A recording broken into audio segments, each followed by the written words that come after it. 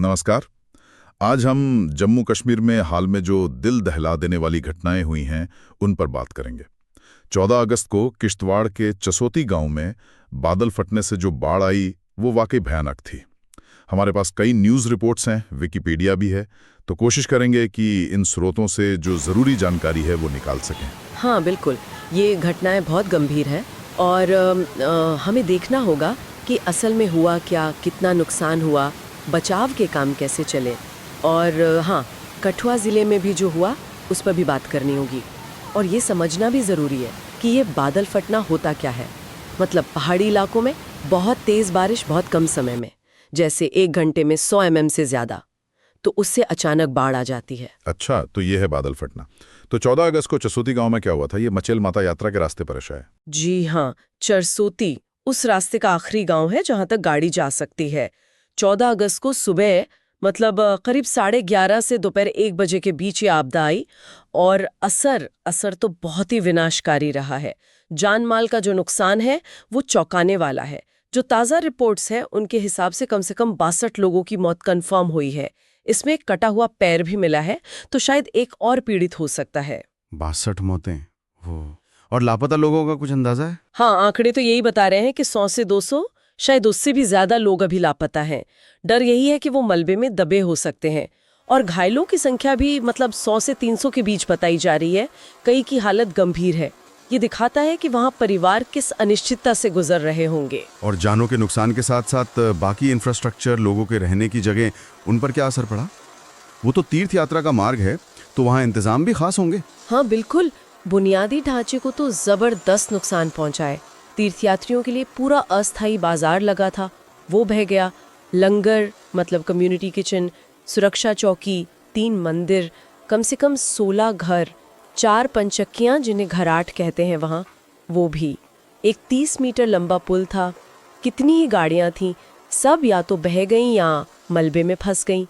और इसी वजह से मचेल माता यात्रा और छड़ी मुबारक का जो पारंपरिक अनुष्ठान है वो भी फौरन रोक देना पड़ा। इतनी तबाही के बीच क्या कुछ हिम्मत या उम्मीद की कहानियां भी सामने आई? सुनने में आया है कि कुछ लोगों ने बहुत बहादुरी दिखाई। हाँ बिल्कुल, ऐसी मुश्किल घड़ियों में ही इंसानियत की सही मिसालें दिखती हैं। कुछ हीरोज तो सचमुच सामने आए हैं। जैसे वो एम्बुलेंस ड्राइवर आरिफ रशीद का नाम आ रहा है, चौसौती का हीरो कह रहे हैं लोग। हाँ, आरिफ रशीद, उन्होंने अपनी जान पर खेलकर 60 से ज्यादा फंसे हुए तीर्थयात्रियों को निकाला। एक और कहानी है SDRF के जवान शाहनवाज की। उन्होंने मलबे से एक 13 महीने की बच्ची को जिंदा बचाया।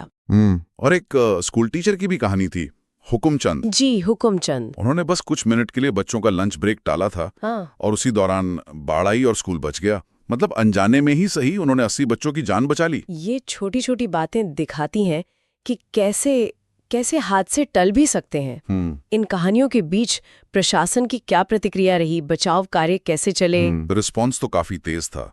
SDRF, NDRF, लोकल पुलिस, भारतीय सेना, कई सारे वॉलंटियर ग्रुप्स फौरन काम में लग गए।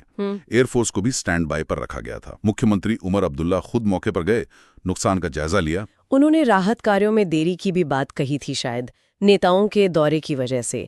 क्या इस पर ज्यादा जानकारी है कि कितना असर पड़ा इससे? हाँ, उनके बयान का जिक्र है कि कहीं कहीं VIP मूवमेंट से थोड़ी दिक्कत हुई, पर ये कितना बड़ा फैक्टर था इस पर ज्यादा डिटेल्स नहीं है।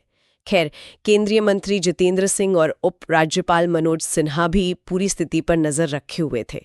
प्रधानमंत्री मोदी ने भी दुख जताया और हर मुमकिन मदद का भरोसा दिया।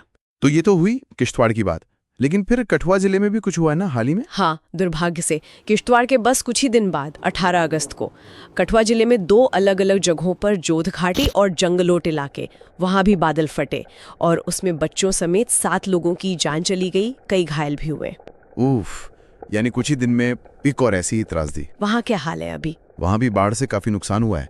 सड़कें, पुलिस चौकियां, यहाँ तक कि रेल की पटरियों को भी। बचाव कार्य वहाँ भी चल रहे हैं। सेना के हेलीकॉप्टर्स को भी लगाया गया है मदद के लिए। तो कुल मिलाकर किश्तवाड़ और कठुआ दोनों जगह बादल फटने से बहुत बड़ी तबाही हुई। हमने देखा कि बचाव कार्य कैसे चले और कुछ असाधारण वीरता की कहानियां भी सामने आई। निश्चित रूप से। और ये घटनाएं साफ दिखाती हैं कि पहाड़ी इलाकों में मौसम कितनी तेजी से खतरनाक रूप ले सकता है। इन स्रोतों से ये भी पता चलता है कि ऐसी स्थितियों में बचाव दलों का तेजी से पहुंचना और आपस में तालमेल रखना कितना जरूरी है। और आखिर में ये सोचने वाली बात है कि इन आपदाओं के बाद जो समुदाय तबाह हो जाते हैं उनके लिए दोबारा खड़ा होना कितना मुश्किल होता होगा। साथ ही ये भी सोचना होगा कि भविष्य में खासकर ऐसे संवेदनशील